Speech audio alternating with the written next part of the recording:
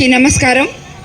ఈరోజు ఇంత ఘన స్వాగతం పలికిన నార్త్ రాజపాలెం గ్రామ ప్రజలకి, సోదర సోదరీమణులకి, అదేవిధంగా తెలుగుదేశం నాయకులకి, కార్యకర్తలకి, బీజేపీ నాయకులకి, జన సైనికులకి అందరికీ నా నమస్కారాలు తెలుపుకుంటున్నాను.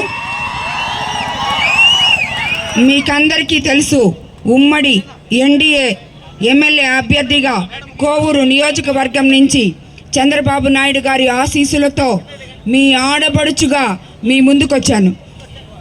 అలాగే ఎంపీగా వేమిరెడ్డి ప్రభాకర్ రెడ్డి గారు నెల్లూరు నుండి పోటీ చేస్తున్నారు.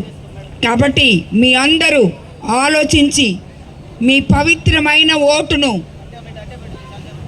2 ఓట్లు సైకిల్ గుర్తు మీదేసి మమ్మల్ని ఇద్దరిని గెలిపించాలని మిమ్మల్ని అందరినీ ప్రార్థిస్తున్నాను. ఎందుకంటే తెలుగుదేశం ప్రభుత్వం అధికారంలోకి వస్తే అది మీ ప్రభుత్వం, ప్రజల ప్రభుత్వం, సామాన్యుల ప్రభుత్వం. చంద్రబాబు నాయుడు గారు ముఖ్యమంత్రి అయితే సంక్షేమము, అభివృద్ధి సమపాలనలో సమర్థవంతంగా మీకు అందివ్వగల నాయకుడు.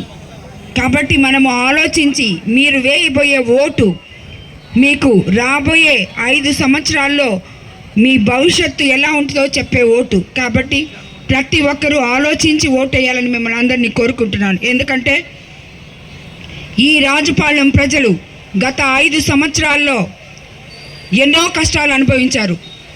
అది అందరూ చెప్తారు. ఇక్కడ ప్రతి ఒక్కరిని అడిగినా, ఎవరిని అడిగినా, అంటే అన్ని గ్రామాల్లో ఉన్నాయి. రాజపాలెము అంటే ఇంకా ఎక్కువ చెప్తారు. ఎందుకంటే ఊర్లు వదిలేసి వెళ్ళిపోయిన వాళ్ళు, కేసులు పెట్టించుకొని, ఎస్సీల మీద ఎస్సీ ఎస్టీ అట్రాసిటీ కేసులు పెట్టిన వాళ్ళు, ఇలా ఎన్నో కేసులు, ప్రశ్నించిన ప్రతి మనిషి మీద కేసు పెట్టి ఇక్కడ ఎంత అరాచకం జరుగుతుందంటే మాఫియా జరుగుతుంది, మైనింగ్ జరుగుతుంది, ఇసుక జరుగుతుంది. ఒక్కటని కాదు, మొత్తం అడ్డా అంతా రాజపాలెమే. కాబట్టి మీకందరికి చెప్తున్నాను, నేను రాజపాలెము అంటే అందరినీ భయభ్రాంతుల్ని చేసి వదిలిపెట్టారు ఇన్ని రోజులు. కానీ నేను ఎమ్మెల్యేనైతే రాజపాలెంలో ఉన్న ప్రతి ప్రజలు రాజుల్లాగా బతకచ్చని చెప్పి మీకందరికీ మాటిస్తున్నాను. నీతి నిజాయితీగా ఒక ఎమ్మెల్యే ఉంటే ఆ ఎమ్మెల్యేతో ఉన్న వాళ్ళు కానీ, నడిచిన వాళ్ళు కానీ, కింద వాళ్ళు కానీ, మిగతా లీడర్స్ కానీ ఎలా ఉండాలో ఆ ఎమ్మెల్యేని చూసి నేర్చుకోవాలి. ఎమ్మెల్యేనే అవినీతి పరుడైతే మిగతా వాళ్ళందరూ కూడా అవినీతి. నిద్ర లేస్తే అందరినీ అవినీతి పరులు అంటాడు. వేమిరెడ్డి ప్రభాకర్ రెడ్డి అవినీతి పరుడు అంటాడు, పార్టీ వదిలేసి వెళ్ళిపోయాడు అంటాడు. ఆయన తెలుగుదేశంలో గెలిచి 9 రోజులుండి ఆ తర్వాత చంద్రబాబు నాయుడు దగ్గరికి వెళ్ళిపోయాడు. ఒకసారి ఇలాగా ఎన్నోసార్లు పార్టీ మారున్నాడు. ఆయన కాంగ్రెస్లో నుంచి తెలుగుదేశంకి వచ్చాడు, తెలుగుదేశం నుంచి కాంగ్రెస్కి పోయాడు. ఎక్కడ గెలిస్తే అక్కడ ఉన్నాడు. అది వెన్నుపోటుతనమే. కానీ వేమిరెడ్డి ప్రభాకర్ రెడ్డి గారు ఏ రోజైనా సరే రాజకీయం చేసినా చేయకపోయినా నీతి నిజాయితీగా ఆయనకంటూ కొన్ని ప్రిన్సిపల్స్ ఉంటాయి. అవి ఒక్క అడుగు కూడా దాటడు. కాబట్టి వీళ్ళందరికీ వేమిరెడ్డి ప్రభాకర్ రెడ్డి గారు అంటే ఒక నమ్మకం ప్రజలకి.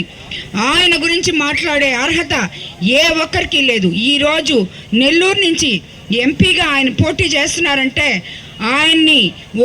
ఆయనకంటూ ఆయన అభిమానులు, ఆయన్ని అభిమానించే జనం ఎంతోమంది ఉన్నారు. ఎందుకంటే ఉదయగిరి నుంచి ఇక్కడ నెల్లూరు వరకు ఆయన ఏ ఊరు, ఏ ప్రజలు, ఎవరు అసలు రాజకీయాలకు మనం వస్తామా లేదా అనేది కూడా ఆలోచించలేదు. కులమతాలకు అతీతంగా, పార్టీలకు అతీతంగా ఇప్పటి వరకు సేవ చేశారు. కాబట్టి ఈ అవినీతి పరులకి ఆయన గురించి మాట్లాడే అర్హతే లేదు. ఇక నా గురించి అంటారా, అసలు వాళ్ళు ఏం మాట్లాడుతున్నారో తెలియదు. మీరు అవినీతి చేశారయ్యా, అది చెప్పండి, అసలు ఎందుకు చేశారు, ఇంత గ్రావెల్ దోసేశారు, ఇంతకి ఇసుకెత్తుకుపోయారు, దాని గురించి ఆన్సర్ చేయండి, ఎక్కడుంది అది, ఆ డబ్బు ఎక్కడుంది అని చెప్పి నేను అడుగుతుంటే ఎంతసేపు నా గురించి ఏదో నిన్న కూడా ఏదో మాట్లాడాడు.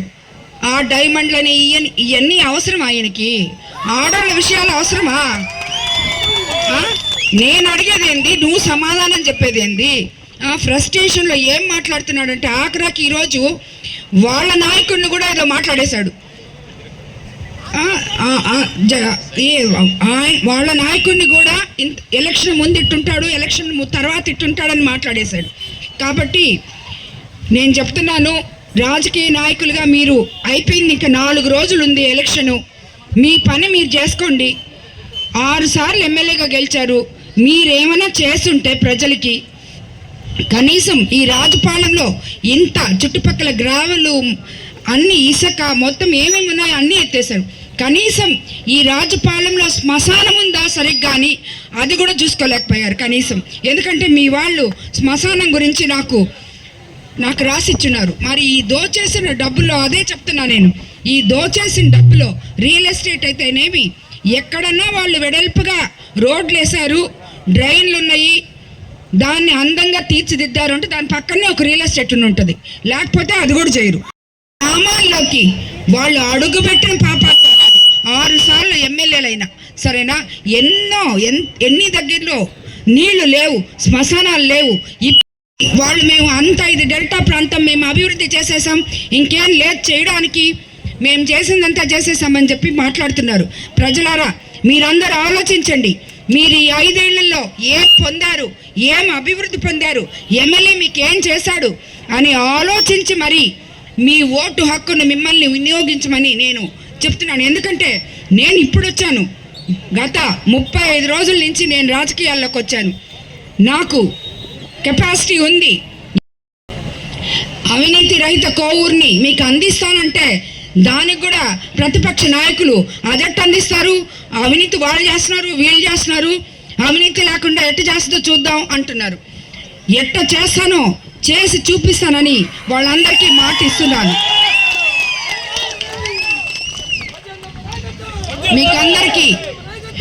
మీకందరికీ చెప్తున్నాను, మీ ఊర్లో ఎంతోమందికి ఇళ్ళు లేవని చెప్పారు. ఇళ్ల స్థలాలు కేటాయించి ఇప్పుడు చంద్రబాబు నాయుడు గారి మేనిఫెస్టోలో ప్రతి దగ్గర రూరల్లో అయితే 3 సెంట్లు, సిటీస్ ఈ కొంచెం అర్బన్లో అయితే 2 సెంట్లు ఇవ్వబోతున్నారు. కాబట్టి ప్రతి ఒక్కరికి ఇళ్ల స్థలాలు కేటాయిస్తాము, వాటిల్లో మంచి మెటీరియల్తో మీకు ఇల్లు కూడా కట్టిస్తామని చెప్పి తెలుగుదేశం ప్రభుత్వం అధికారంలోకి రాగానే తప్పకుండా చేస్తానని మీకు అందరికీ మాట ఇస్తున్నాను. చేపల మార్కెట్ ఏర్పాటు చేసి మీ ఆర్థిక అభివృద్ధికి దోహదం చేస్తానని మీకు అందరికీ మాట ఇస్తున్నాను.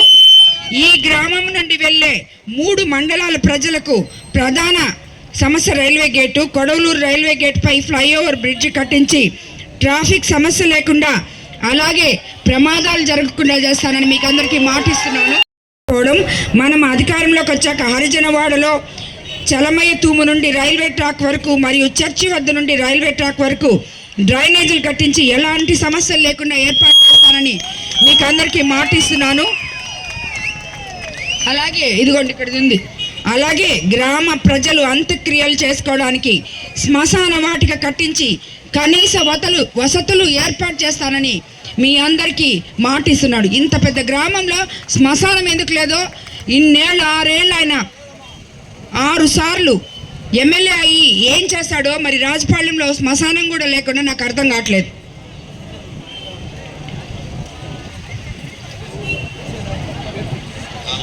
అలాగే ఈ గ్రామంలో ఉన్న అన్ని పంట కాలువలకు రివెట్మెంట్ పనులు పూర్తి చేస్తానని, దీంతో పాటు డొంకలు ఆధునీకరణ చేస్తానని మాట ఇస్తున్నాను. నిరుద్యోగ యువత కోసం మన ప్రభుత్వం అధికారంలోకి రాగానే 20 లక్షల జాబ్స్ ఇస్తారని చెప్పి ఆల్రెడీ చెప్పున్నారు. స్థానికంగా మీకందరికీ ఇంతకు ముందే చెప్పాను, ఇక్కడ కూడా ఎంతోమంది యువకులు ఉన్నారు. వీళ్ళందరూ ఎందుకో కానీ అందరూ అమ్మ అన్న వెనక తిరుగుతుంటారు. ఏ గ్రామానికి పోయినా ఎంతోమంది పిల్లలు, మా మహిళలే కాకుండా మీ అందరూ కూడా నా వెనుకున్నారు. కాబట్టి మీకందరికీ కూడా ఇఫ్కో సెజ్ని పారిశ్రామిక వాడుగా చేసి నెల్లూరు జిల్లాలో ఉన్న యువతీ యువకులకి ఉద్యోగాల కోసం బయటకు వెళ్లకుండా తప్పకుండా మీకు అంకితం చేస్తానని మీకు అందరికీ మాటిస్తున్నాను. అదేవిధంగా మీకు అందరికీ తెలుసు, మీకు అందరికీ తెలుసు, ఇలా మేడం చెప్పేసి వెళ్ళిపోతున్నాను, నేను ప్రతిసారి చెప్తున్నాను ఇది. ఇవన్నీ చెప్తున్నారు, వెళ్ళిపోతున్నారు. మళ్ళీ ఈ మాదిరి రాజకీయ నాయకులకి ఇది మామూలే.